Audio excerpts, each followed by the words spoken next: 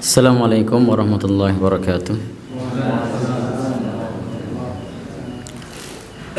Alhamdulillah, innal hamdalillah nahmaduhu wa nasta'inuhu wa nastaghfiruh wa natubu ilaihi wa na'udzu bihi min syururi anfusina wa min sayyiati a'malina may yahdihillahu fala mudhillalah wa may yudlilhu fala hadiyalah. Asyhadu an la ilaha illallah wahdahu la syarikalah wa asyhadu anna Muhammadan abduhu wa rasuluh. Allahumma salli wa sallim ala rasulika wa habibika Muhammad ibn Abdillah wa ala alihi wa sahbihi wa man ittaba'a huda wa jahada fi sabilihi ila yaumiddin, amma ba'du. Bapak, Ibu, ikhwan, akhwat yang berbahagia, rekan-rekan semua yang dirahmati oleh Allah, insyaallah pertama-tama kita panjatkan puji dan syukur kehadiran Allah Subhanahu wa taala yang masih melimpahkan kepada kita rahmat dan hidayahnya. Kemudian yang kedua, salawat dan salam semoga tercurah pada Nabi kita, Nabi Muhammad sallallahu alaihi wasallam sebagai uswah hasanah kita, teladan terbaik umat manusia sepanjang zaman. Kemudian yang ketiga, di kesempatan ini kita akan melanjutkan taklim kita. Di kesempatan yang lalu sudah kita pelajari bersama tentang cara mensucikan. Maka saat ini kita akan membahas bab yang terkait dengan macam-macam air. Kalau kemarin adalah apa saja yang menghilangkan najis dan cara menghilangkannya. Dan kemarin sebenarnya masih ada PR yang belum selesai, bukan PR ya, tanggungan yang belum dibaca, yakni yang terkait dengan menyamak kulit. Namun saat ini akan kita sampaikan sekilas saja tentang menyamak kulit. Kemudian kita masuk di topik miyah, atau kalau dalam kitab Thaharah disebut babul miyah, bab air. Nah, sebelum di bab air kita lanjutkan sejenak yang terkait dengan kulit hewan atau kulit yang sifatnya kemarin, apakah kulit tersebut yang sifatnya bangkai tadi kalau disamak menjadi suci? Bahwa hewan yang boleh makan dagingnya bila mati tanpa disembelih, atau hewan yang tidak boleh dimakan dagingnya bila telah mati maka statusnya adalah bangkai. Jadi hewan apapun kalau dia tidak disembelih dengan menyebut nama Allah, maka statusnya dia adalah bangkai. Ayam ketabrak motor, mati, bangkai. Sapi kecemplung sumur, mati, statusnya bangkai. Sebenarnya saya ngasih contohnya tidak masuk akal, sapi kecemplung sumur itu. Tapi ilustrasinya, intinya ketika hewan itu mati tanpa disembelih, baik hewan yang halal maupun hewan yang haram, maka dia statusnya adalah bangkai ketika mati. Tetapi para ulama memang berbeda pendapat tentang hukum kulit hewan ini bila sudah disamak. Jadi karena kulit ini nanti pada prinsipnya seluruh kulit hewan bila disamak berubah hukumnya menjadi suci, kecuali kulit babi dan anjing. Karena babi dan anjing baik hidup ataupun mati kulitnya tetap najis. Kecuali kemarin sudah kita sampaikan kalau dalam mazhab Maliki najis apa tidak? Ya, suci. Dalam mazhab Maliki dia statusnya anjing itu tidak najis, tetapi meskipun tidak najis, kalau ada bejana yang dijilat tetap disuci sebanyak 7 kali, salah satunya dengan debu, bukan karena najis tapi karena perintah. Demikian pula dalam mazhab Hanafi, yang najis hanya air liurnya, sementara kalau tubuhnya itu tidak najis, statusnya adalah suci, hanya air liurnya yang dianggap najis. Nah, sekarang coba kita bahas bab yang terkait dengan kulitnya.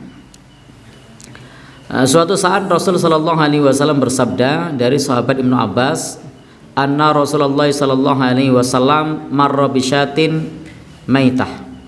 Bahwasanya suatu saat Rasul sallallahu alaihi wasallam melewati bangkai kambing.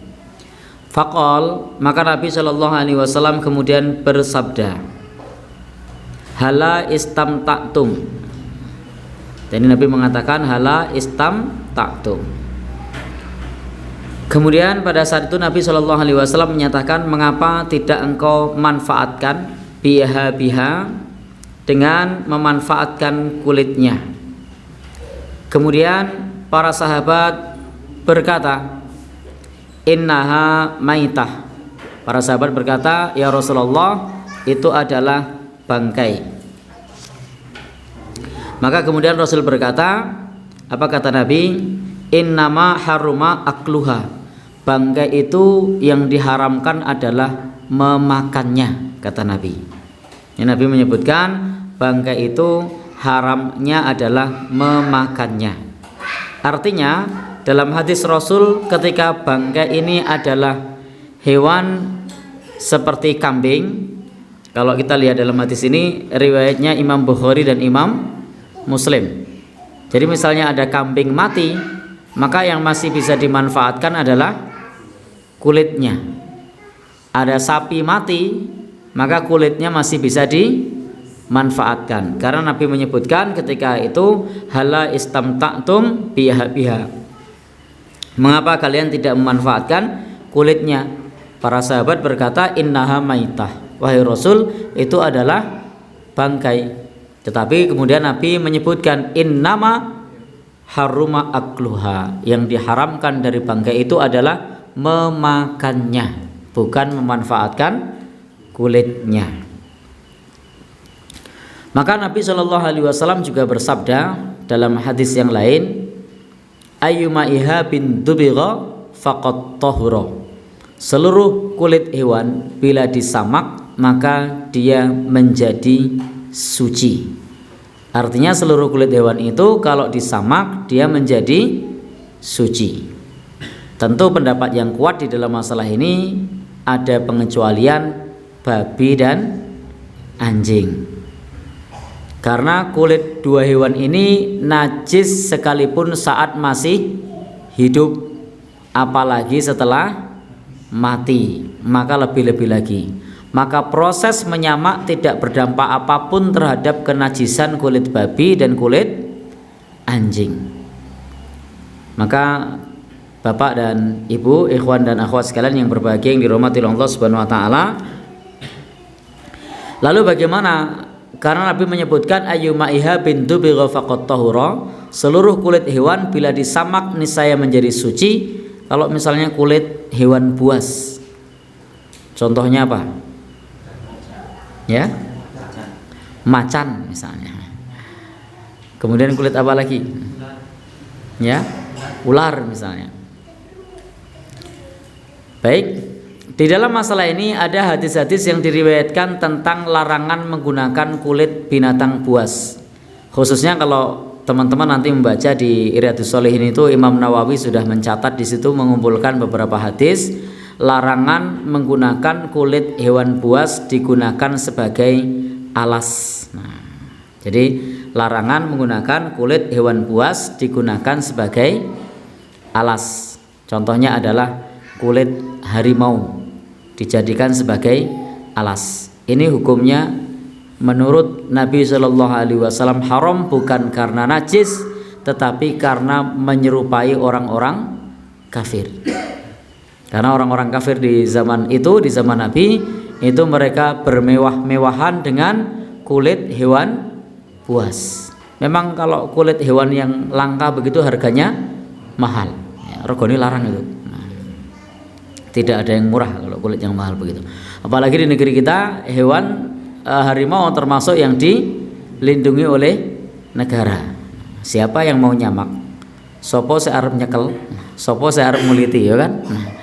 Sehingga sudah risikonya besar, melanggar hukum, kemudian juga menyerupai orang kafir. Maka untuk apa kalau kita harus pakai kulit harimau? Baik. Jadi prinsipnya adalah karena dengan kulit hewan buas tadi akan mendatangkan keangkuhan. Jadi berbangga-bangga. Ini loh kulit harimau. Nah, jadi lebih ke situ, bukan karena najis. Karena Nabi bersabda, ayyuma ihabin tubigha faqad tahura. Maka hewan apa saja yang disamak, maka dia statusnya menjadi suci. Baik, ini keterangan tambahan atas apa yang pertemuan kemarin dicari, tidak ketemu Pak Andan ya. Tidak ada di situ. Baik, di situ hanya disebutkan tentang perbedaan pendapat di kalangan para ulama mengenai samak kulit, tapi tidak sampai ke pembahasan bab ini. Maka kalau demikian, boleh tidak kalau menjual belikan kulit binatang buas seperti kulit ular, buaya yang telah disamak terlebih dahulu? Maka para ulama dalam mazhab Hanafi dan Maliki membolehkan menjualnya dan uang hasil penjualannya halal. Jadi hasil penjualannya halal. Namun para ulama mazhab Syafi'i dan Hambali mengharamkan bukan karena najis, tetapi karena penggunaan kulit tersebut dilarang oleh Nabi Shallallahu Alaihi Wasallam, sehingga tidak boleh dijual belikan meskipun itu tidak najis.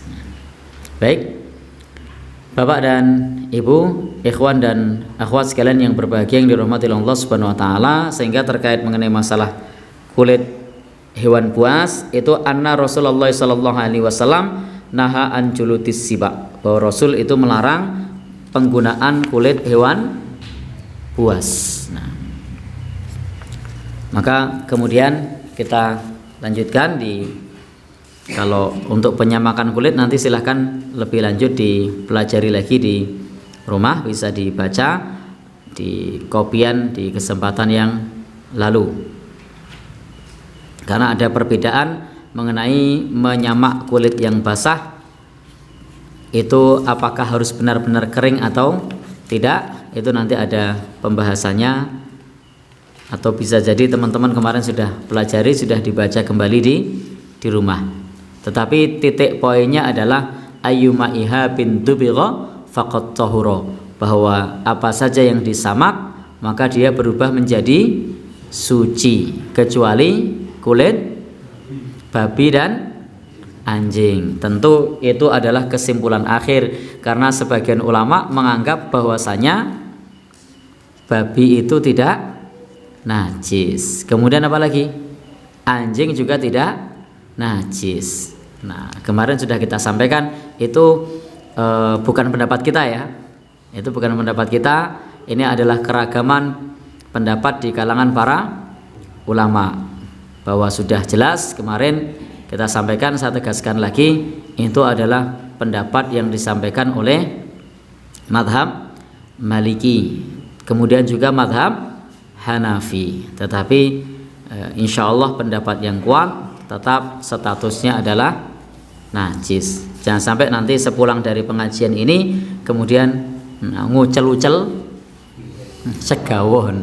Kenapa kemarin pas ngaji ada ulama yang tidak mengatakan tidak najis? Memang betul keragaman pendapat di kalangan para ulama, tetapi kewajiban kita untuk memilih pendapat yang kuat. Kewajiban kita untuk memilih pendapat yang kuat. Baik. Lalu bagaimana kalau kemudian kita memilih pendapat yang lemah? Kalau kita memilih pendapat yang lemah, tentu ini lebih condong kepada mengikuti hawa nafsu. Meskipun kalau dalam mazhab Hanafi pun babi statusnya tetap najis. Yang dalam mazhab Hanafi yang tidak najis apa? Anjing kemarin. Nah, jadi memang ada rinciannya. Baik. Kita lanjutkan. Teman-teman semua yang berbahagia yang dirahmati oleh Allah Subhanahu wa taala. Sekarang kita akan membahas bab macam-macam air. Untuk pembahasan bab air atau babul miyah ini ada macam-macam istilah sebenarnya, tetapi di sini tidak akan kita baca semua. Intinya kita hanya mengenalkan tentang macam-macam air, apalagi di sini pembahasannya berlembar-lembar terkait bermacam-macam air. Sehingga kalau memang betul ini kita baca semuanya, maka untuk bab air sendiri kita akan butuh beberapa kali pertemuan.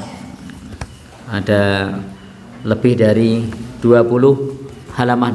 Jadi ada lebih dari 20 halaman bab yang terkait dengan miyah atau macam-macam air. Nah, air yang sudah biasa kita kenal itu biasanya yang pertama ada namanya ma'ul mutlak, air mutlak, air yang suci dan mensucikan. Kemudian ada lagi yang kedua adalah air mustakmal, air bekas pakai. Jadi air mustakmal itu air yang sudah digunakan.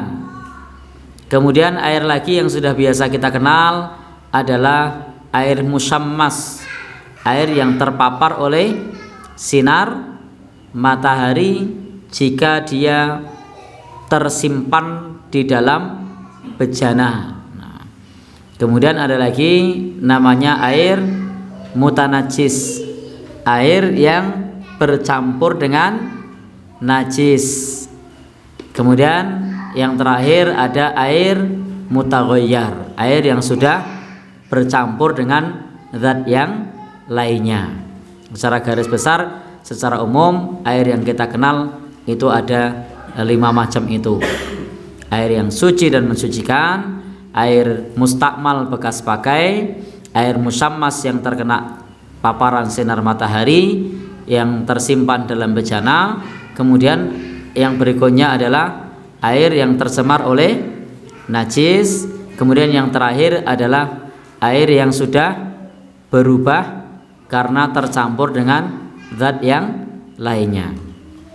Sebenarnya pada prinsipnya terkait mengenai macam-macam air ini, garis besarnya ada banyak titik persamaan di kalangan para ulama madhab. Jadi ada banyak persamaan dengan sedikit sekali perbedaan di kalangan para ulama.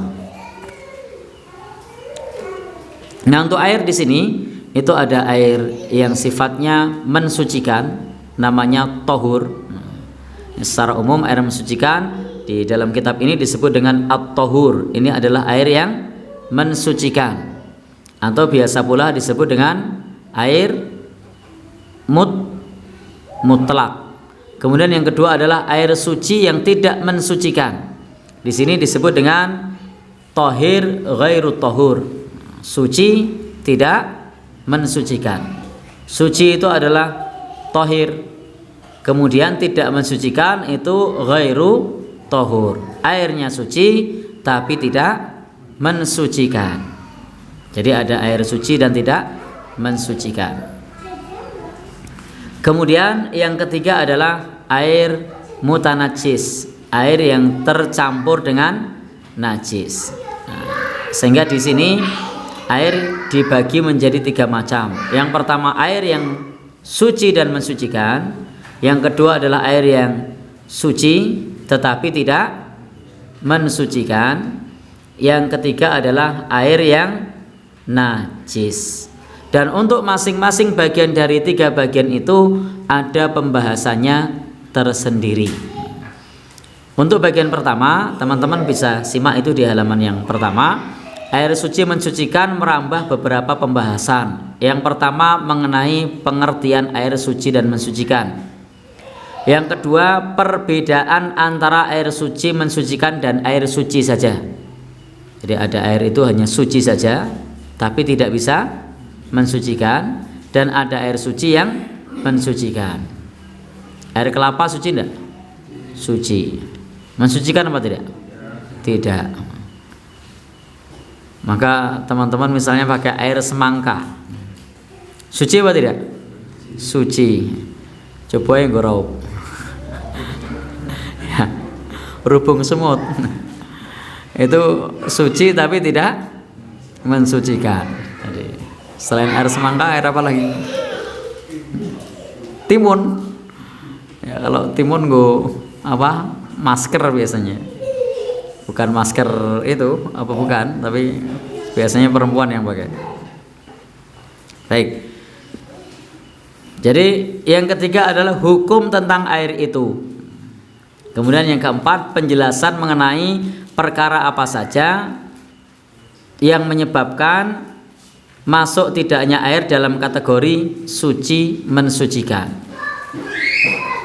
Kemudian yang kelima, hal-hal yang membuat air menjadi najis. Nah, ini untuk bagian yang pertama.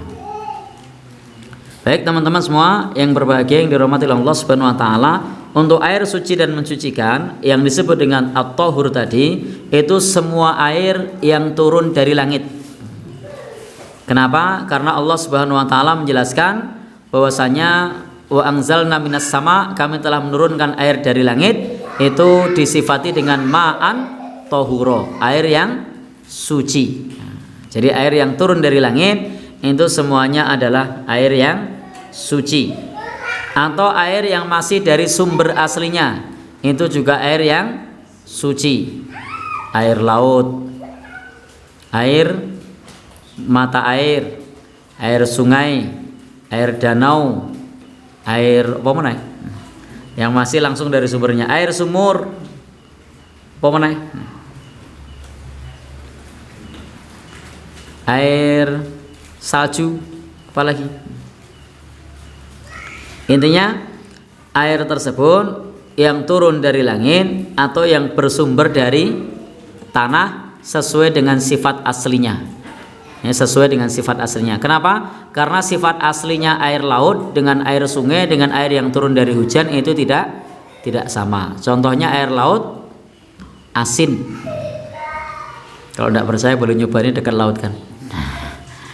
Jadi itu asin. Warnanya juga tidak nampak begitu bening. Beda dengan air hujan. Beda lagi dengan air sungai. Alhamdulillah posisi kita ini strategis, dekat dengan sungai juga. Sungai Progo. Ya, kalau mau ngecek air bisa nampak bedanya air tawar dengan air laut. Maka tidak berubah warna, rasa dan aroma. Nah, tiga sifat dasar. Tiga sifat dasar itu adalah launuhu, warnanya, ta'muhu, rasanya, kemudian rihuhu, baunya. Jadi ada warna, rasa dan bau, itu adalah sifat dasar sesuai dengan tempatnya. Maka kalau airnya itu ada di daerah pegunungan dengan di daerah rawa dengan di laut, tentu warnanya berbeda. Maka tidak setiap yang warna airnya berbeda kemudian airnya tidak suci, tetapi harus dilihat dari asalnya. Kemudian juga jenis tanahnya itu juga sangat berpengaruh terhadap warna airnya. Itu sangat berpengaruh. Maka teman-teman semua yang berbahagia, yang dirahmati Allah Subhanahu wa taala, maka jika salah satu dari tiga sifat dasarnya itu tidak berubah, maka statusnya dia adalah air yang suci dan mensucikan. Dia bisa digunakan untuk bersuci dan bukan merupakan air bekas. Yang disebut air bekas itu adalah air mustakmal. Dalam mazhab Syafi'i biasa disebut dengan air mustakmal. Meskipun demikian, dalam mazhab Maliki sesungguhnya penggunaan air tidak mengeluarkan dari keadaannya yang suci. Artinya air mustakmal, air yang sudah dipakai itu sah digunakan untuk bersuci menurut mazhab Maliki. Ya, dalam mazhab Maliki air mustakmal itu tetap sah digunakan untuk bersuci. Ya, tidak mengenal air mustakmal. Mengenal sih, cuma tetap sah. Hanya saja status derajatnya turun. Yang tadinya adalah hukumnya baik-baik saja, tidak ada masalah. Setelah itu air bekas pakai, maka statusnya adalah makruh. Dan makruhnya ini pun bersyarat kalau ada air lain. Artinya kalau tidak ada air lain kecuali air bekas itu, maka air bekas itu untuk bersuci hukumnya sah menurut mazhab Maliki. Mungkin tidak kalau kita di sini bersuci dengan air bekas gitu, bekas wudhu, bekas mandi, air yang sudah ketika kita wudhu kemudian bekasnya tadi ditadai ya. Bekasnya ditadai, lalu masih mungkin tidak untuk kita untuk bersuci? Kalau di kalangan mazhab Syafi'i tidak mungkin, karena air mustakmal tidak digunakan untuk bersuci, termasuk air yang tidak bisa digunakan untuk bersuci. Tetapi di dalam mazhab Maliki itu adalah air yang suci dan sah untuk digunakan bersuci, tetapi hukumnya adalah makruh. Baik, sehingga di sini ada titik perbedaan. Maka jangan kaget nanti kalau membahas dalam kitab-kitab fikih yang terbit di Timur Tengah atau di Madinah, karena memang di Madinah itu madhab yang banyak di sana adalah Maliki sama Hambali, sehingga ada buku-buku yang menjelaskan kepada kita bolehnya menggunakan air mustakmal. Dan saya pun di dalam masalah ini lebih condong bahwa air mustakmal masih bisa digunakan untuk bersuci. Tentu mustakmal yang tidak seperti ini. Contohnya adalah ketika menggunakan pendapat ini maka wudhu bisa dikoboi. Tapi kalau menggunakan pendapat air mustakmal, kalau dikoboi berarti dia bekas. Maka sehingga kalau pakai pendapat sebagaimana air mustakmal bisa dipakai, maka tidak mesti kemudian bekas pakai itu ditadai, tetapi bisa menggunakan baskom atau menggunakan gayung, ember, lalu kemudian tangannya masuk. Ketika tangannya masuk digunakan untuk berwudu, maka tangan sudah masuk, maka airnya air mustakmal, air bekas. Dan ini dalam mazhab Maliki hukumnya sah. Kalau mazhab Syafi'i harus airnya mengalir. Ada yang pernah wudu dikoboi? Pernah. Saya juga sering. Kenapa? Saya memilih pendapat ini karena situasi di tempat saya ini asli wong Bantul, tapi kondisi pengairan saya beda dengan Bantul lainnya. Saya biasanya kalau bulan September seperti sekarang ini itu beli air pakai tangki. Tapi alhamdulillah bulan ini saya tidak beli air. Jadi kalau banyak teman-teman yang mengeluh dan dalam tanda kutip menyalahkan musim, musim salah mongso begitu, kalau saya alhamdulillah. Karena dengan seperti ini saya tidak perlu beli air. Sehingga ketika posisi airnya sudah habis, tangkinya belum datang, apa boleh buat? Ya sudah, pakai gayung, lalu kemudian diirit-irit banyu nih. Nah, ini satu solusi. Baik, teman-teman semua yang berbahagia yang dirahmati Allah Subhanahu wa taala. Kemudian perbedaan air suci mensucikan dengan air suci. Jadi ada perbedaan. Air suci mensucikan tadi namanya at-tahur atau air mutlak, biasanya disebut seperti itu di mazhab Syafi'i. Kemudian yang kedua adalah dengan air suci. Air suci itu adalah at-tahir. Apa perbedaannya? Air suci mensucikan dapat digunakan untuk melakukan ibadah dan amal keseharian. Jadi air suci mensucikan itu bisa digunakan untuk ibadah. Contohnya wudu, mandi, Dan keseharian itu misalnya nggo umbah-umbah. Untuk apa lagi misalnya nyiram tanaman dan seterusnya. Maka dengan air suci mensucikan itu bisa digunakan untuk wudu, mandi, dan sebagaimana air pada umumnya untuk membersihkan najis baik yang di badan, pakaian atau di tempat yang lainnya. Dan tentu dalam hal ini berbeda dengan air suci saja. Maka ini tidak bisa digunakan untuk beribadah, tetapi masih bisa digunakan. Yang tidak bisa digunakan untuk beribadah, tapi masih bisa digunakan. Contohnya apa? Air suci itu digunakan untuk apa? Air suci digunakan untuk minum, ya. Misalnya Fanta. Apalagi kopi. Jadi airnya itu suci, bisa digunakan untuk minum. Tapi memang tidak recommended untuk berwudu. Tidak recommended untuk mandi. Tapi dia statusnya penggunaannya boleh hanya pada perkara yang sifatnya yaumiyah atau keseharian. Tetapi kalau untuk mandi, untuk wudu, itu tidak bisa. Mandi yang saya maksud adalah mandi wajib. Kalau sekedar untuk cuci kaki mungkin bisa. Ya keseharian kan bukan untuk ibadah.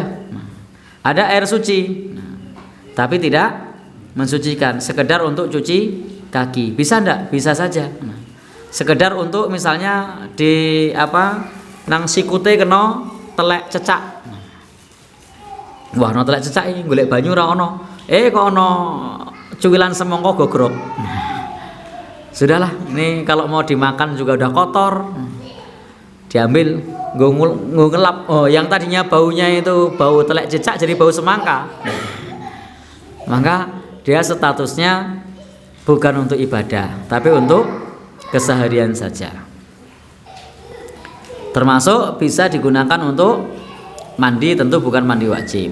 Jadi air yang suci tapi tidak mensucikan, bisa untuk mencuci perkakas dan yang lainnya. Sebagaimana dalam muqaddimah tadi sudah disampaikan, poin pertama adalah pengertian, yang kedua adalah perbedaan, maka yang ketiga adalah hukum. Maka mengenai hukum air suci dan mensucikan ini ada dua bagian. Yang pertama mengenai dampak yang timbul secara syar'i dari penggunaan air. Dari penggunaan air suci mensucikan. Maka jelas ini dapat menghilangkan hadas kecil dan hadas besar, dapat menghilangkan najis dan bisa digunakan untuk bersuci, mandi, kemudian wudu dan lain-lain, baik dalam perkara yang wajib maupun sunnah dan bentuk ibadah yang lainnya. Contohnya mandi di hari Jumat untuk Idul Fitri, Idul Adha, dan juga ibadah yang lainnya. Boleh juga digunakan untuk masak, minum, mencuci, dan lain-lain. Yang kedua adalah penggunaannya. Hukum penggunaannya, maka dalam masalah ini tentang sifat-sifat yang dapat dilekatkan pada penggunaan air tersebut, itu bisa untuk yang wajib, untuk yang haram atau mandub. Mandub itu sunnah ya, mubah, makruh. Maka di sini disebutkan mandub di sini adalah sunnah, meskipun sebagian ulama ada yang membedakan antara mandub dan sunnah. Insya Allah yang benar mandub dan sunnah itu sama, tidak berbeda. Baik teman-teman semua yang berbahagia, yang dirahmati Allah Subhanahu wa taala, sehingga untuk terkait mengenai masalah hukum-hukumnya ini, tentu karena air tadi adalah air suci dan mensucikan, maka tergantung kepada tujuannya. Maka di dalam menggunakan air ini adalah untuk wudhu saat masih dalam keadaan suci dari hadas, atau mandi sunnah untuk melakukan sholat Jumat. Sedangkan yang bolehnya dalam menggunakan air ini adalah untuk perkara yang bersifat mubah. Jadi bolehnya untuk perkara yang bersifat mubah. Kalau kemudian haram, tentu untuk sesuatu yang bersifat haram. Artinya dalam konteks ini adalah tergantung kepada tujuan. Kalau tujuannya wajib maka menjadi wajib, kalau tujuannya sunnah maka menjadi sunnah, kalau tujuannya makruh menjadi makruh. Konteksnya adalah akhir dari penggunaan air tersebut. Contohnya seperti ini. Bagaimana ketika kita wudu menggunakan air terlalu panas atau terlalu dingin? Jadinya apa?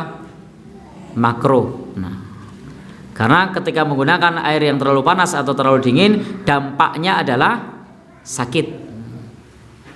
Dampaknya menjadi sakit, menggigil. Meskipun sakitnya tidak terlalu parah, tapi kalau panas banget, nah itu jadi haram. Karena penggunaan air itu tujuannya untuk bersuci, bukan untuk menyakiti. Maka ketika berubah tujuan menjadi menyakiti atau bisa menyakiti, maka hukumnya menjadi haram. Arep adus nggo wedang panas. Panas 100 derajat.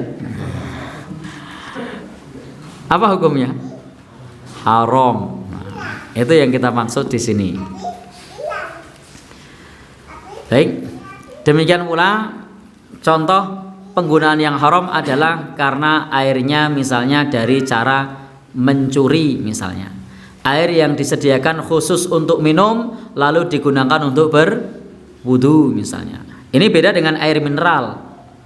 Air mineral itu meskipun digunakan untuk minum, dia boleh untuk berwudu. Nah, apa yang dimaksud di sini? Yang dimaksud di sini misalnya kita dalam kemah. Tidak ada persediaan air sama sekali kecuali hanya untuk minum. Lah kok itu digunakan untuk wudu? Lah kok minumnya gue apa? Nah, ini yang tidak boleh. Nah, karena itu sama saja ketika persediaan air itu satu-satunya untuk minum, kemudian digunakan untuk berwudu, maka minumnya jadi basa Jawane coto. Nah, apa ini namanya? Kacau. Nah, maka ini yang dimaksud seperti itu. Tetapi berbeda dengan penggunaan air mineral. Itu kadang-kadang malah solusi bagi kita yang di musafir misalnya, yang kira-kira nanti tidak menemukan air. Kadang-kadang memang tidak packing air dari rumah, tapi mampir ke minimarket beli air sengaja nanti untuk persediaan bersuci. Baik, lo larang regane? Nah, ya memang larang. Baik, teman-teman semua yang berbahagia yang dirahmati Allah Subhanahu Wa Taala.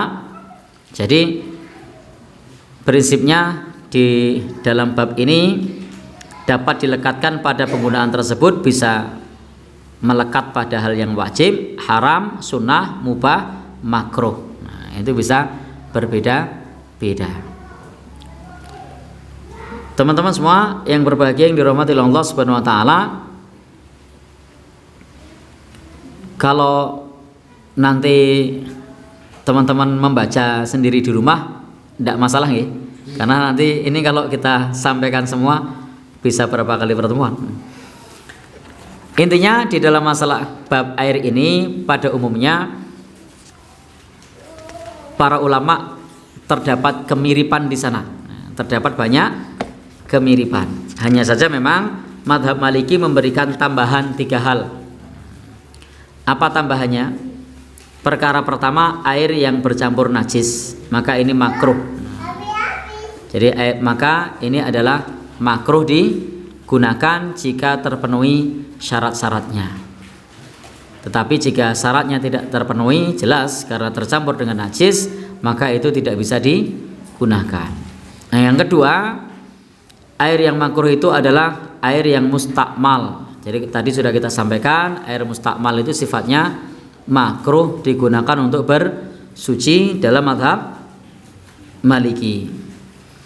Kemudian yang ketiga, di antara air-air yang makruh itu adalah nyun sewu, ini adalah perkara yang paling mendasar yang berbeda dengan mazhab yang lain, yakni air yang dijilati oleh segawon meskipun berkali-kali.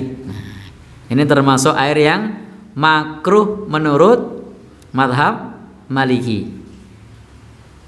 Ini teman-teman mungkin agak terperanjat nih, kok bisa? Nah, ya begitu, karena mazhab Maliki tidak menghukumi disuruh bersuci 7 kali bukan karena najis, tapi karena perintah Nabi Shallallahu Alaihi Wasallam. Maka kalau ada segawon minum pada air yang sedikit, maka airnya makruh digunakan. Begitu pula jika ada air yang diminum oleh orang yang suka minum minuman yang memabukkan atau dia membersihkan salah satu anggota badannya pada air tersebut, maka ini prinsipnya adalah makruh dengan syarat airnya sedikit. Jadi kalau airnya banyak maka tidak makruh. Jadi airnya banyak maka tidak makruh. Yang makruh kalau airnya sedikit. Yang kedua, mendapatkan air yang lain. Artinya ada air yang lain. Kalau tidak ada air yang lain tidak jadi makruh. Adanya air itu yang dijilatnya apa tadi? Segawon. Nah, maka tidak jadi makruh dalam mazhab Maliki. Kemudian yang ketiga itu ragu akan kesucian mulutnya atau anggota tubuhnya yang dibersihkan dengan air tersebut. Maka jika pada mulutnya ada najis yang pasti, maka sekiranya bisa mengubah salah satu dari sifat air itu, maka jelas ini tidak lagi statusnya makruh. Maka statusnya air tersebut tercampur dengan najis. Jadi memang ini tambahan di dalam mazhab Maliki. Untuk yang pertama tadi, jika air bercampur dengan najis dengan syarat tidak berubah dari 3 sifatnya, maka ini masih kategori yang diperbolehkan dalam mazhab Syafi'i. Maaf, mazhab Maliki. Salah sebut nanti. Jadi perkara pertama tadi kita sampaikan air yang bercampur najis ini masuk dalam perkara air makruh jika airnya tidak berubah sifat dasarnya. Kedua, airnya bukan air yang mengalir. Kalau airnya adalah air yang mengalir, maka tidak makruh. Kemudian yang ketiga, tidak ada materi tambahan pada airnya. Kalau ternyata setelah tercampur najis kemudian ada materi tambahan, contoh air sumur kena najis ngetuk terus, berarti ada air tambahan, maka itu juga tidak najis. Yang keempat, najisnya seukuran tetes air hujan. Nong sumur ketelean cecak tik, maka ini tidak najis. Kenapa? Hanya setetes air hujan. Kalau kemudian ada kotoran cecak ember gitu ya, berubah warnanya, baunya dan rasanya, jelas itu najis. Tidak berubah. Kemudian yang kelima, mendapatkan air yang lain untuk berwudu. Kalau tidak mendapatkan maka tidak jadi makruh. Nah, perkara yang kedua tadi yang disampaikan oleh mazhab Maliki adalah air mustakmal, itu statusnya juga makruh, boleh untuk bersuci dengan catatan jumlah airnya sedikit. Kalau airnya banyak tidak jadi makruh. Jadi mustakmal banyak tidak jadi makruh. Jadi mustakmal banyak tidak jadi makruh. Contohnya adalah bak mandi. Walaupun tangannya jebar-jebur masuk di situ banyak tidak jadi makruh. Karena jumlahnya banyak. Meskipun bak mandinya tadi mustakmal, pas kadang kebyur banyune ana sik bali. Nah, bali ke bak mandi. Yang kedua, mendapatkan air yang lain untuk wudu. Tidak ada air lain kecuali air ember tadi yang sudah digunakan untuk berwudu, dikoboki tadi, ya sudah pakai air itu. Maka itu tidak makruh, tidak ada air lain. Banyune ya mung kuwi, pas listriknya mati meneh, sumure kebaca ditutup, masuk kondongkel. Nah, listrik mati, sumur wis ditutup permanen lagi. Arep ditimba kangelan. Tonggo-tonggone karang nang perumahan ya kabeh padha ya toh. Ternyata air yang tersisa tinggal 1 ember itu, semuanya mau sholat zuhur. Sudah. Mau apa lagi gitu kan? Maka pakai air itu. Nah, sebenarnya kalau mau boros sedikit ada sih solusi. Ke minimarket beli galon. Baik. Hanya saja israf itu, pemborosan. Baik, lanjut. Yang ketiga, digunakan untuk wudu wajib. Jika digunakan untuk wudu mandub atau wudu yang sunnah, maka tidak makruh. Nah, baik, itu tidak makruh. Kemudian mazhab Hanafi. Mazhab Hanafi menyebutkan bahwa untuk terkait perkara-perkara makruhnya air itu juga ditambahkan 3. Pertama adalah orang yang minum air tersebut sebelumnya baru saja minum khamr. Jadi orang minum khamr lalu kemudian meminum air itu misalnya, maka bekasnya itu adalah makruh. Wudu dari air tersebut adalah makruh. Maka teman-teman semua yang berbahagia yang dirahmati oleh Allah Subhanahu wa taala, yang berikutnya adalah air yang bekas diminum oleh burung buas. Contohnya adalah burung elang, gagak atau yang lainnya yang dia terindikasi kuat terdapat najis. Karena bisa jadi hewan-hewan tadi itu memakan barang najis dengan paruhnya, maka menjadikannya dia makruh.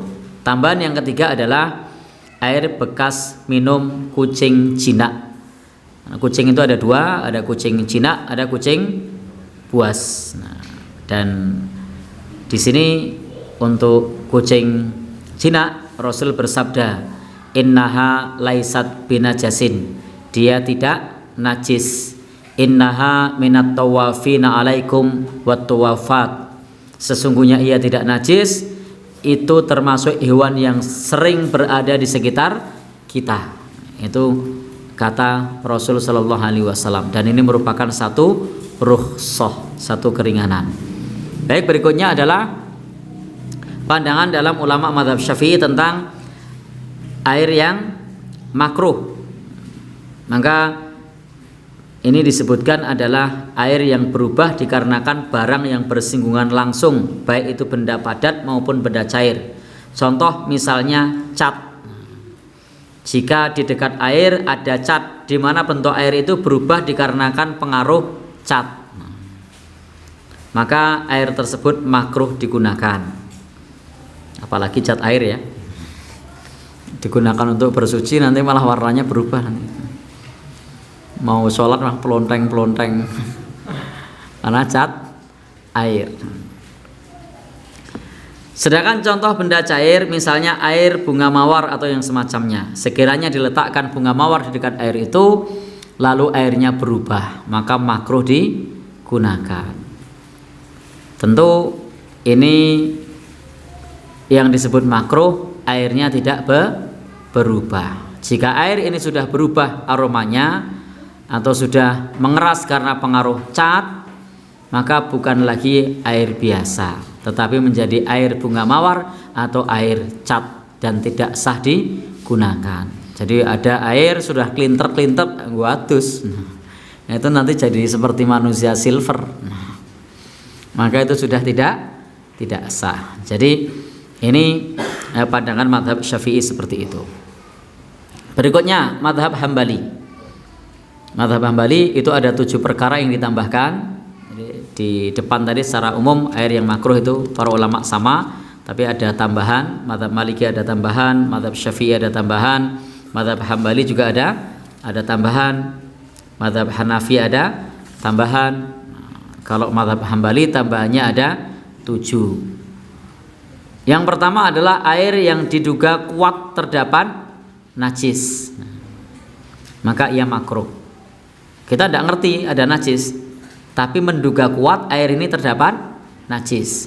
Dinding-dinding baknya itu ada hitam-hitam, jangan-jangan kotoran tikus, atau di atasnya ternyata banyak hewan yang lalu lalang. Jadi diduga kuat terdapat najis, tapi airnya bening, maka dalam kondisi seperti ini airnya makruh. Air yang dipanaskan dengan sesuatu yang najis, baik digunakan masih saat hangat ataupun setelah dingin. Ini contohnya apa? Silahkan dicari sendiri, karena dipanaskan dengan sesuatu yang najis. Kemudian yang ketiga, air mustakmal yang dipakai untuk bersuci selain yang wajib. Maka untuk wudhu sunnah misalnya, ia makruh digunakan untuk berwudhu. Jadi dalam mazhab Hambali itu air mustakmal yang dipakai untuk bersuci selain bersuci yang wajib, maka status airnya adalah makruh, masih bisa digunakan. Kemudian yang keempat, air yang telah berubah sifat-sifatnya, misalnya air yang tercampur garam sehingga sifat-sifatnya berubah. Maka ini juga dalam mazhab Hambali statusnya adalah makruh. Yang kelima, air sumur di tanah rampasan atau air sumur yang digali di tanah orang lain. Ini karena ndak izin aja nih, atau ndak bayar. Jadi pam durung bayar, kon bayar muring-muring. Ini masuk ini. Jadi makruhnya karena cara mendapatkannya. Maka dalam masalah ini makruh berwudu dengan air tersebut. Yang berikutnya yang keenam adalah air sumur yang ada di kuburan. Di kuburan ada sumurnya ada biasanya. Ada? Ada. Oh, dekat kuburan. Oh, enggak apa-apa. Ini kan bukan air di kuburan. Yang disebutkan oleh mazhab Hambali adalah air yang ada di kuburan, bukan dekat kuburan. Kalau dekat kuburan enggak apa-apa. Jadi beda hukum itu. Air yang dipanaskan dengan kompor rampasan, kompor nyolong. Ini juga makruh digunakan. Artinya dalam mazhab Hambali pada prinsipnya cara memperoleh air itu berpengaruh terhadap status penggunaan air itu, berubah menjadi makruh. Cara memproses air dengan cara yang tidak halal itu juga penggunaan airnya menjadi makruh. Prinsipnya seperti itu.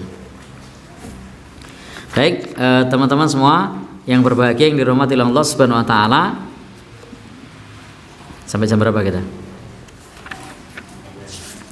Sekarang yang kedua, air suci tidak mensucikan. Sekilas saja.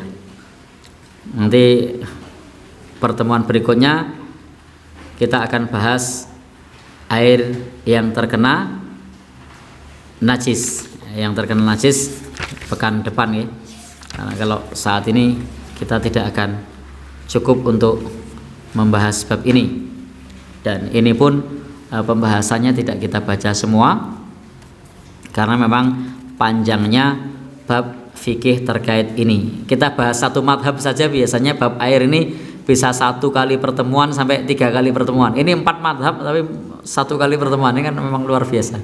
Jadi, maka ini saya minta 2 pertemuan lah, karena ini 4 madhab, tidak hanya 1 madhab. 1 madhab begitu bahas air mutlak saja sudah panjang banget. Air mustakmal panjang banget. Maka ini 4 madhab tapi dibahas dengan pembahasan yang cukup kilap. Baik teman-teman semua yang berbahagia yang dirahmati Allah, kapan kesucian air tetap terjaga? Prinsipnya tidak berubah sifat dasarnya. Jadi kalau sifat dasarnya tidak berubah, maka air tersebut kesuciannya tetap terjaga. Maka tidak ada perubahan dari sifat dasar air tersebut. Kemudian yang berikutnya, air suci tidak mensucikan. Jadi ada air suci tidak mensucikan. Teman-teman semua yang berbahagia, tadi sudah kita kasih contoh air suci yang tidak mensucikan. Dan dari contoh-contoh tadi sebenarnya sudah bisa kita pahami apa itu air suci tidak mensucikan.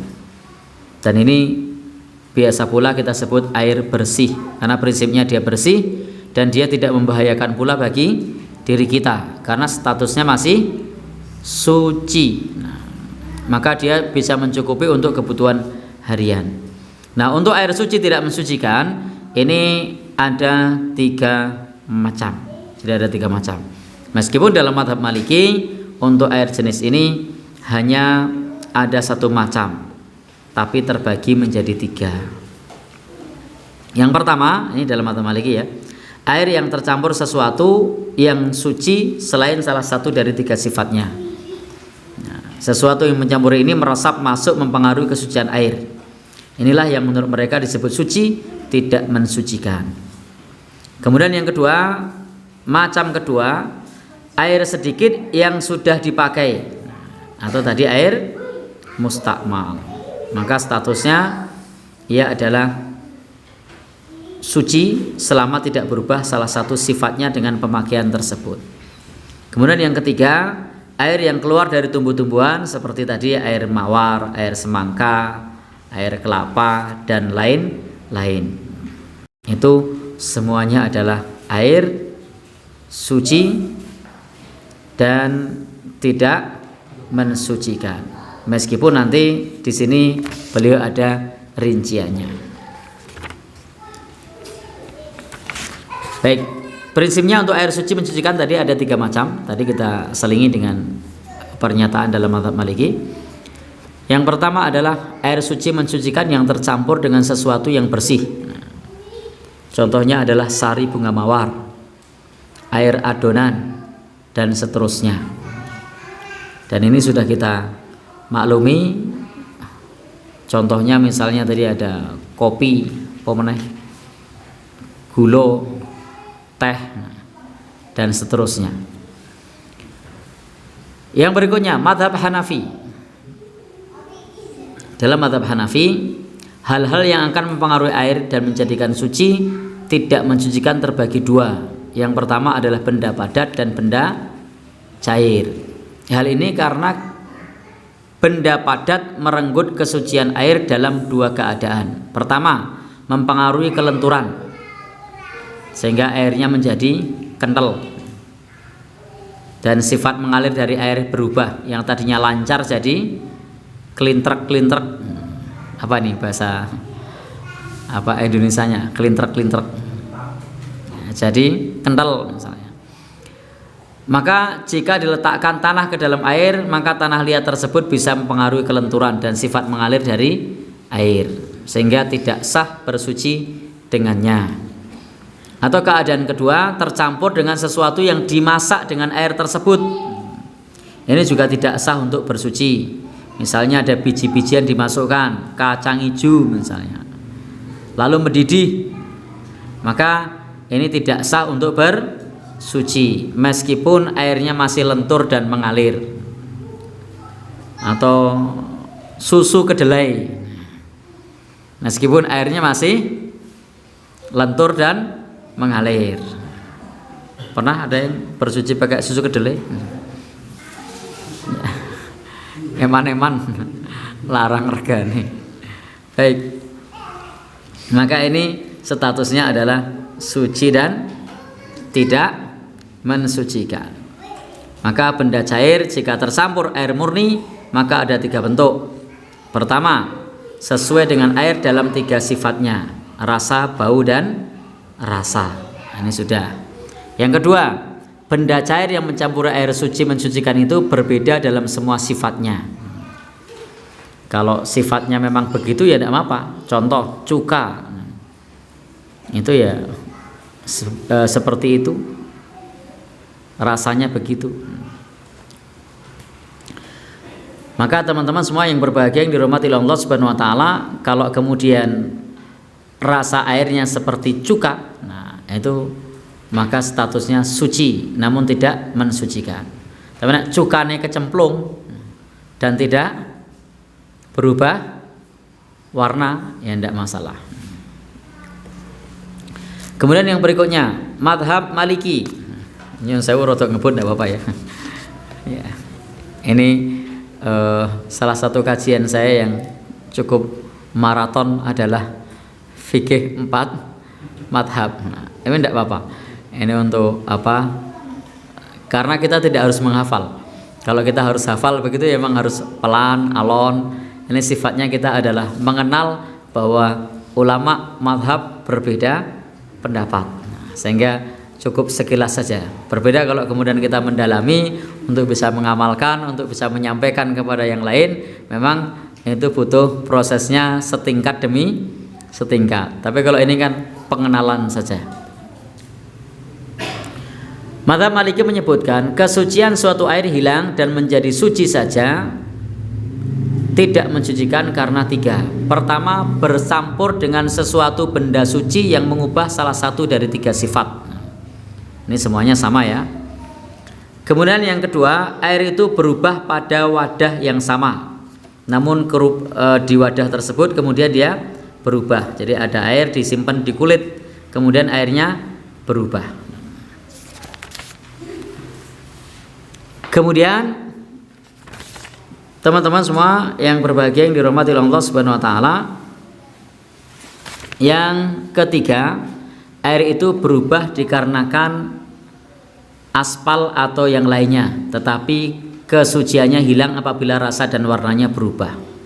Yang bagian ketiga ini adalah maksudnya berubah, misalnya baunya saja, maka ini sifatnya suci lagi mensucikan. Perubahan yang ada tidak berpengaruh apa-apa. Maka kalau kemudian ada kesucian yang hilang adalah rasa dan warnanya berubah. Adapun kalau yang berubah hanya baunya saja, maka ia tetap suci. Warnanya tidak berubah, tetapi baunya berubah. Dan itu berubah oleh sesuatu yang suci, maka statusnya masih suci. Baik, mazhab Syafi'i. Sebentar lagi ya, tidak apa-apa.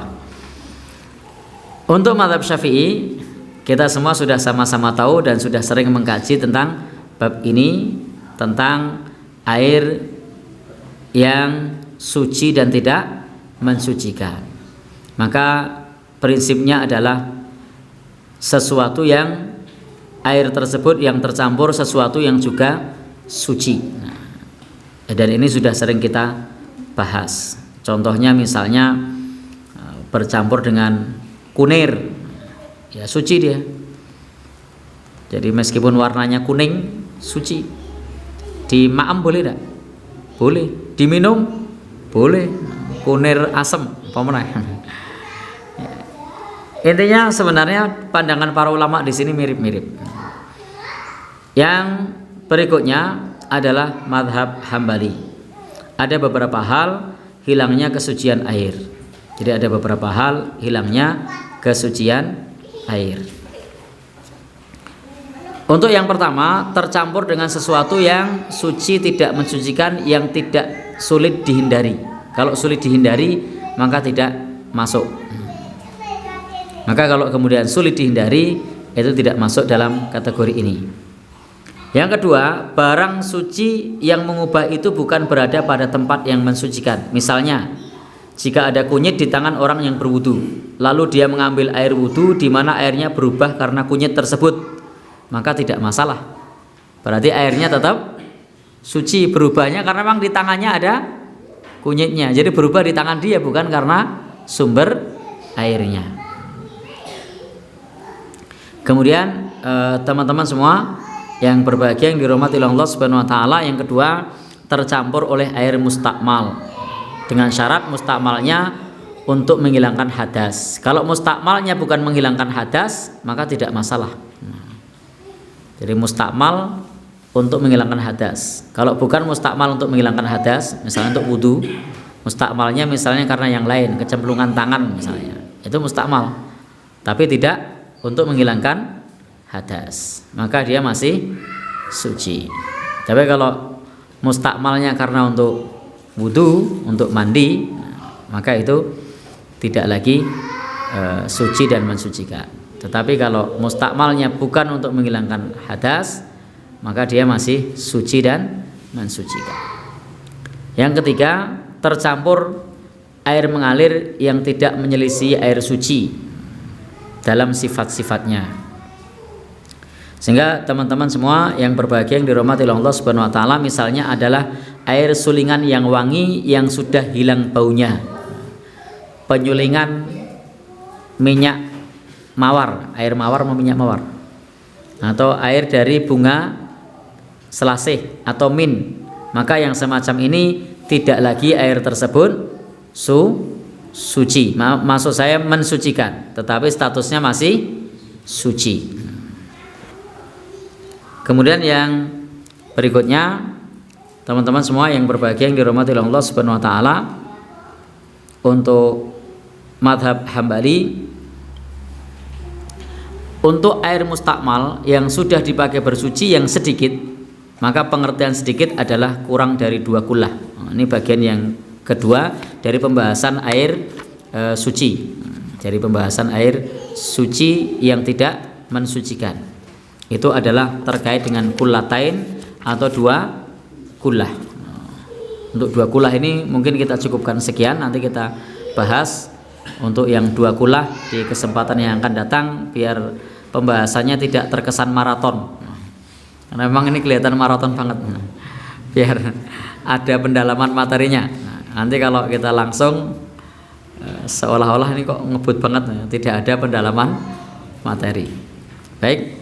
Kalau saya usul ini besok jangan ngopi lagi, biar nanti kita bisa mendalami materinya. Atau malah kalau bisa, kalau saya usul untuk satu materi ya, biar agak santai, itu bisa dibahas 1 atau 2 kali pertemuan, itu lebih santai.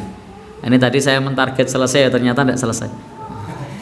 Ya, baik, sehingga lebih rileks ketika kita bahas 2 kali pertemuan. Apalagi tadi masih punya tanggungan yang kemarin bab kulit tadi, kepotong tanggungan kulit. Kemudian kita lanjutkan sehingga waktunya tidak cukup untuk melanjutkan. Baik, sampai di sini ada unek-unek. Monggo.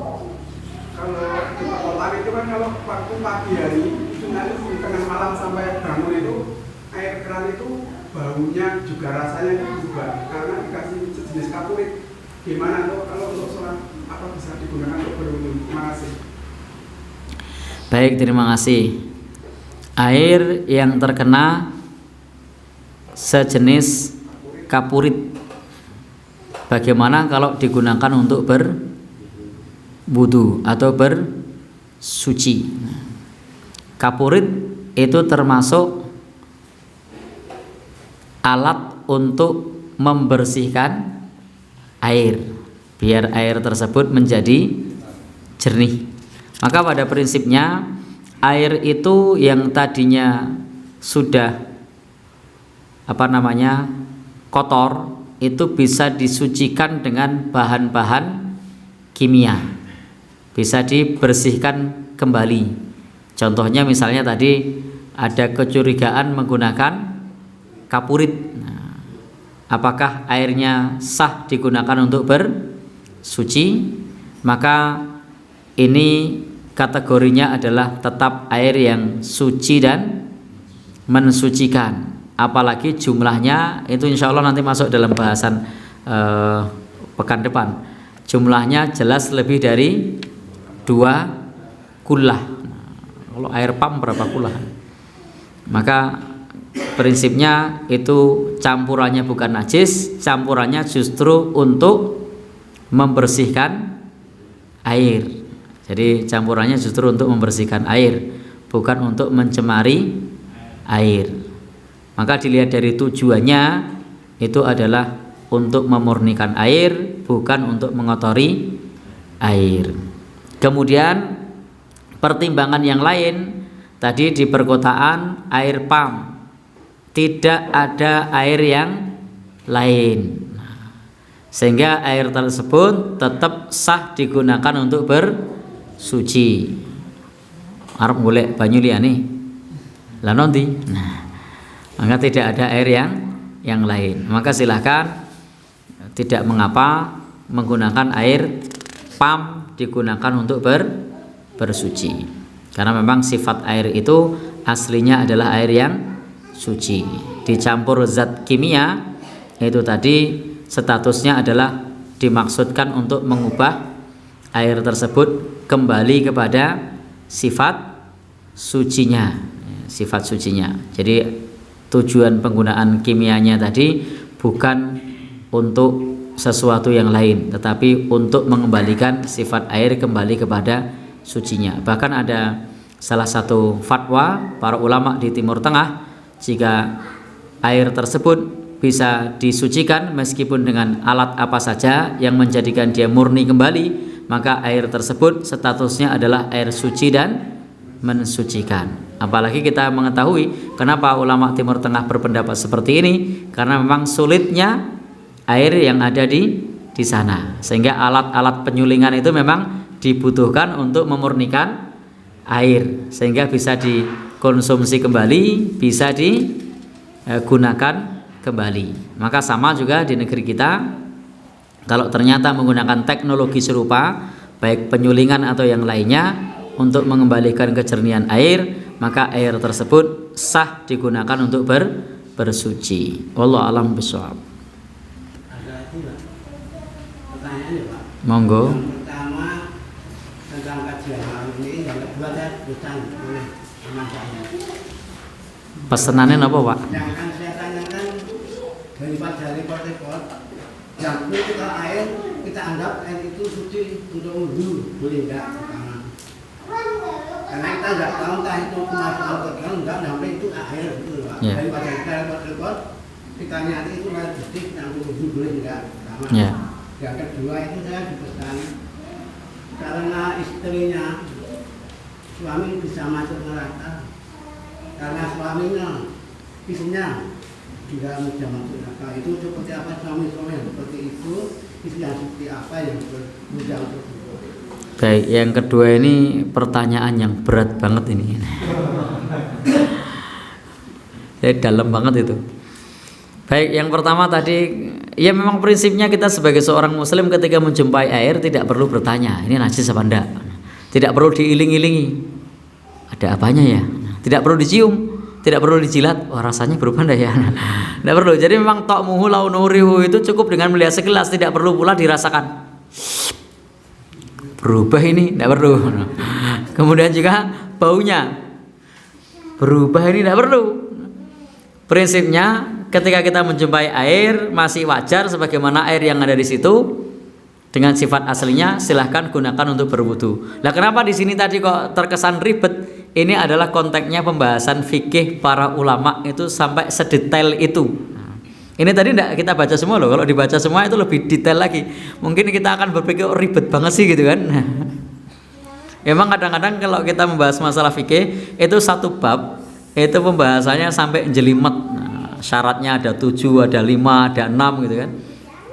Padahal ringkesannya tadi itu sederhana, tidak berubah warna, bau, rasa. Begitu nanti dijelentrehke oleh para ulama, ternyata para ulama masing-masing memberikan penjelasan yang cukup beragam. Nah, dari maksud warna, bau dan rasa. Itu ternyata dengan pengalaman dari para ulama, dengan latar belakang para ulama tadi menyampaikan dengan bahasa yang berbeda-beda, dengan syarat dan kriteria yang berbeda-beda. Tetapi sebenarnya inti muaranya sama. Warna, bau, rasa. Nah, bisa dimengerti nggih? Jadi tidak kemudian kita berpikir kok ribet banget syaratnya ono pitu kok diitung sik siji ya ora ya. Loro ora sida untung kok. Baik, begitu nggih? Yang berikutnya, yang kedua, suami yang menjadikan istri masuk neraka atau istri yang menjadikan suami masuk neraka. Ini yang ditanyakan apanya, Pak? Ya. Baik. Ini memang beliau ini sering ketika membuat pertanyaan kepada saya pribadi, saya merasa ilmu saya sangat cetek. Nah, tahu cetek ya? Nah, tidak istilahnya tidak berkutik di hadapan beliau dengan pertanyaan-pertanyaannya itu cukup dalam. Baik, memang di dalam berumah tangga itu ada hak suami istri, ada hak suami istri. Bisakah seorang istri menyebabkan suami masuk neraka? Bisa. Istrinya tabarruj, suaminya tidak cemburu, namanya dayus. Jadi dalam agama kita cemburu itu baik. Jangan sampai kemudian dikatakan Allah mengono cemburu. Nah, jadi kalau dalam pandangan masyarakat umum kadang-kadang dianggap orang cemburu itu negatif. Padahal dalam Islam cemburu itu positif. Tanda orang cinta itu ya cemburu. Kalau bojone dijawil tanggane kok malah alhamdulillah bojoku payu, itu masalah. Ya, itu masalah itu. Apalagi istrinya sering selfie, banyak dipuji yang lain kok malah seneng. Istrinya selfie di sosmed dengan posenya yang tangan di atas, tangan di bawah, kaki di kanan, kaki di kiri, menjep nyewa, menjep nengen. Nah, lalu kemudian suaminya bangga, wah istri saya banyak dikomentari orang. Lalu kemudian malah ngacungi jempol. Nah, ini repot ini. Mestinya seorang suami dia cemburu ketika dipuji oleh orang lain, istrinya dibilang wah cantik misalnya. Kok suaminya malah seneng, alhamdulillah ono sing ngelirik bojoku. Lohan repot. Ini namanya tayus, orang yang tidak cemburu dengan istrinya. Atau kemudian ada yang memuji istrinya tentang kecantikannya, keramahannya. Nah, kemudian kita bersikap biasa saja, atau bahkan mungkin diajak diboncengke, dijak jalan kok malah ora popo. Oleh ora popo, ora kelong katanya. Nah, maka ini namanya tayus. Kalau suami tidak cemburu, maka ini penyebab salah satu jalan menuju murka Allah Subhanahu wa ta'ala. Na'udzubillahi min dzalik. Baik, bagaimana kalau kemudian sebaliknya, suami menyebabkan suami masuk neraka karena istrinya, tadi sudah. Jadi karena tidak cemburu misalnya, atau karena bapak dan ibu yang berbahagia yang dirahmati Allah Subhanahu wa taala, dalam berumah tangga itu ada pentingnya untuk saling memberi nasihat. Suami itu punya kewajiban amar ma'ruf nahi mungkar. Amar ma'ruf nahi mungkar itu yang paling mungkin ya suami ke istri, orang tua ke anak. Kalau ke tetangga itu, kalau di tempat kita agak berapi, karena di negeri kita itu kita tidak bisa dalam tanda kutip untuk mencampuri urusan orang lain. Paling banter cuma menyampaikan. Nah, amar ma'ruf itu adalah memerintahkan dengan kewenangan. Itu namanya amar ma'ruf. Kalau dia tidak punya kewenangan, itu namanya ajakan atau dakwah. Dan kita tidak bisa memerintahkan dengan kewenangan. Amar itu artinya perintah. Jadi kita punya kuasa, punya kewenangan. Beda dengan dakwah. Dakwah itu artinya mengajak. Jadi kalau kepada orang umum itu biasanya kita mengajak. Kalau kepada orang kok dengan kewenangan, ada orang tidak sholat, ayo sholat, ditarik gitu, malah kasus kita. Atau ada orang misalnya ke sekolah tidak pakai jilbab, lalu kemudian tak goni jilbab, itu malah tersangka nanti. Kalau tidak tersangka ya minimal dinonaktifkan. Ya, itu kenapa? Karena dalam konteks ini kepada umum di negeri kita yang bisa adalah dakwah.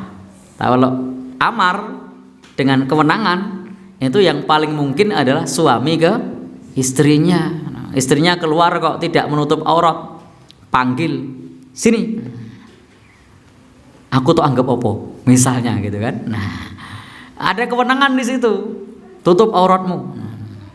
Keluar ndak pakai kaos kaki misalnya, kaos kakimu nduk, nah, ndak masalah. Tapi kalau jenengan ke orang lain, ada muridnya yang ndak pakai jilbab, jilbabmu nduk, sesuk tak gawe ke jilbab lah, ini ya hati-hati, nanti bisa di nonaktifkan. Ini cuma ilustrasi loh, tidak sungguhan. Karena teman-teman semua yang berbahagia yang dirahmati Allah, dalam masalah ini konteksnya adalah amar ma'ruf. Maka kalau kita tidak amar ma'ruf, membiarkan ridho dengan kemungkaran yang dilakukan oleh istrinya, maka ini termasuk sesuatu yang dalam agama kita dosa. Termasuk dosa itu adalah ridho ketika kita melihat kemungkaran. Demikian pula suami bisa menjadikan dalam tanda kutip istri masuk neraka ketika suaminya membiarkan istrinya dalam kemungkaran atau sebaliknya. Artinya suami istri itu ada salah satu hak yang tidak bisa ditinggalkan, yakni sama-sama amar ma'ruf nahi mungkar. Istri butuh diingatkan suami, suami butuh diingatkan istri. Kita semua ini butuh untuk saling mengingatkan, saling diingatkan. Termasuk guru ngaji ya perlu diingatkan, karena semua manusia biasa, tidak ada yang luput dari dosa. Jadi kita harus saling diingatkan, karena kita itu tidak bisa mengoreksi diri kita sendiri, yang bisa mengoreksi itu orang lain. Kenapa penilaian itu orang lain yang menilai? Karena yang paling paham tentang kita itu adalah orang lain. Andaikan penilaian itu bisa dinilai sendiri, ijazah tak biji dewi, ya kan datang orang lain, karena yang tahu kesalahan kita itu orang lain. Kenapa sekolah-sekolah itu diakreditasi, dinilai, dan yang nilai adalah orang lain? Kenapa kok tidak dinilai oleh gurunya sendiri? Nah, kepala sekolah saya menilai yo akreditasinya A kabeh. Karena orang lainlah yang paling tahu, yang bisa menilai di mana letak kekurangan dan kesalahan kita. Maka suami yang paling tahu di mana kelemahan istrinya, istri yang paling tahu di mana kelemahan suaminya. Maka sering saya sampaikan ke teman-teman, kenapa Nabi pernah bersabda bahwa khiyarukum li ahlihi, sebaik-baik kalian adalah yang paling baik kepada istrinya. Karena memang di dalam agama kita ini suami diminta untuk baik di hadapan istri, demikian pula sebaliknya. Dan yang paling tahu diri kita itu adalah istri. Tidak ada yang namanya jaim sama istri itu, semuanya terbuka. Beda kalau dengan orang lain, bisa jadi dengan orang lain itu ngomongnya lemah lembut. Ini nang omah aslinya ketok, istrinya yang paling tahu. Oh ternyata pemarah. Di kantor lemah lembut tuh, nang omah pemarah. Kenapa? Itu sifat aslinya. Nah, Anda seorang ibu rumah tangga, nang omah anak-anaknya sering doso-doso, bojone dibentak-bentak. Tapi ketika dia menjadi pelayan toko, pelayan, masya Allah, atau pelayan restoran, silahkan ada yang bisa saya bantu, monggo, ramah banget toh. Sama suaminya luar biasa. Orang tuane ya mbuh, orang tanggane ya masalah. Maka Nabi menyebutkan sebaik-baik kalian yang paling baik kepada istrinya, karena itu adalah penampilan kita sesungguhnya. Maka kalau pengen tahu kita ini baik atau tidak, tanyakanlah kepada istrinya. Maka komentar istrinya itu adalah cerminan diri kita. Jadi bagaimana komentar istrinya tentang kita itu adalah cerminan diri kita, bukan orang lain. Karena tampil di luar, di tempat orang lain tuh banyak pencitraan. Nang kantor itu pencitraan, sales marketing itu ya pencitraan semua ngomongnya. Kenapa kok pencitraan? Nggak mungkin dia bilang kalau barangnya ini cacat, barangnya ini jelek, barangnya ini kemarin BS-an dari tempat lain saya jual di sini. Pasti dia menyampaikan yang paling baik. Kelemahannya disebutkan nggak kira-kira? Kalau marketing jual rokok itu misalnya, oh ini nikotinnya tinggi nih, bikin ngantuk ini gitu. Kira-kira bilang gitu enggak? Enggak kan? Pencitraan. Baik. Tapi nek nang omah ya mungkin ngomong tenan ro bojone. Wah, kon adol kok ngene produk kuwi angel tenan didol, pasti bilang gitu.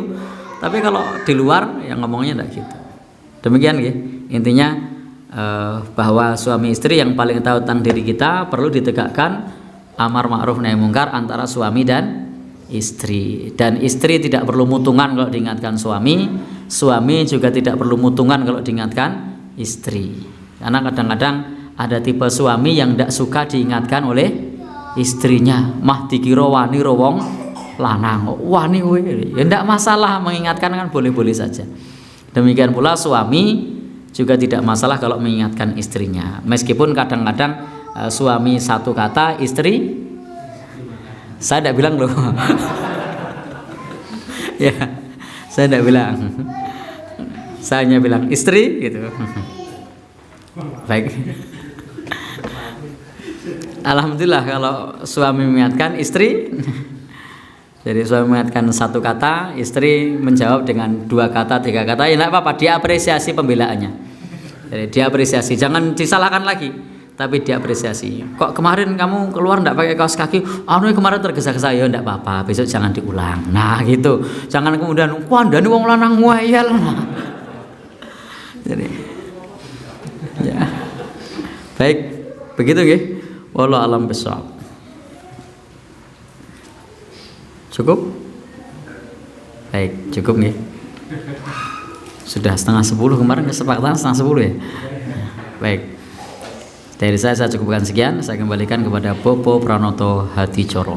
Wassalamualaikum warahmatullahi wabarakatuh. Assalamualaikum warahmatullahi wabarakatuh. Alhamdulillahirabbil alamin wassalatu wassalamu ala Rasulillah wa ala alihi washabihi wa man tabi'ahu ila yaumil qiyamah. Asyhadu an la ilaha illallah wa asyhadu anna Muhammadan abduhu wa rasuluhu amma ba'd.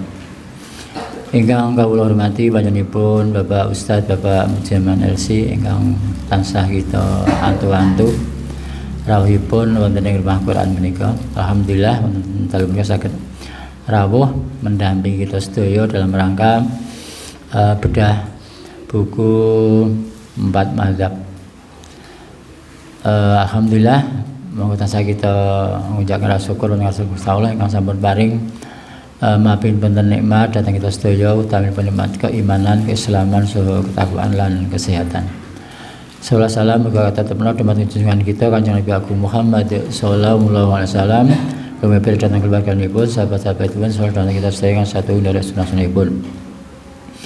Ibu bapak ingkang kita hormati, boten kathah ingkang kita aturaken namung kita saking sedaya pengurus ngaturaken ageng panuwun awit Ustaz Mujiman tansah kersa rawuh lan paring pengaosan wonten ing Rumah Quran menika sehingga kanca sedaya boten kuciwa misalipun sampun mbok mlayu ngantuk kesel nggih pun selakaken rawuh dari pengaosan. Lah Ustadz ugi saged rawuh menika lajeng saged mengobati kelelahan kita mekaten. Salajengipun teman-teman sekalian, pengajian seperti ini mari kita lestantunaken lan monggo kita regengaken mbok menawi wonten dinten malam Isnin menika kula suwun nggih tansah saged kempal wonten ing griya menika kagem kita sareng-sareng ngaos. Selanjutnya Bapak Ibu sekalian, bahwa kegiatan di Rumah Quran Al-Khair ini mulai pekan ini akan tambah satu kegiatan lagi, yaitu kegiatan tiap hari Rabu jam 1 sampai asar itu akan ada kegiatan tadarus yang dirawuhi bapak-bapak, ibu-ibu dari PWRI Kapanewon Serandaan. Kemarin itu bapak ibu dari PWRI Kapanewon Serandaan itu menginginkan untuk tadarus yang biasanya dilaksanakan masjid ke masjid se-Kecamatan Serandaan, mulai pekan ini besok Rebo itu kemarin meminta kepada saya untuk melaksanakannya di tempat yang paling tengah sehingga tidak mubeng-mubeng. Nah, kemarin itu minta kepada saya untuk bisa di Al-Khair ini. Nah, lalu saya beri jawaban, alhamdulillah kalau Bapak Ibu kerso untuk nanti tadarus dan ada yang nyimak belajar Al-Quran di sana, saya bilang itu. Maka mulai besok Rebo dan seterusnya itu bapak-bapak, ibu-ibu PWRI Kapanewon Serandaan yang kurang lebih jumlahnya yang rawuh itu 50 orang rata-rata itu akan meramaikan ngeregengke Rumah Quran kita ini. Itu ya, itu sebuah kebahagiaan kita bahwa kita sekalian ini semakin lama insya Allah semakin dicintai masyarakat. Demikian Bapak Ibu yang kami sampaikan, kurang lebih minta maaf. Assalamualaikum warahmatullahi wabarakatuh.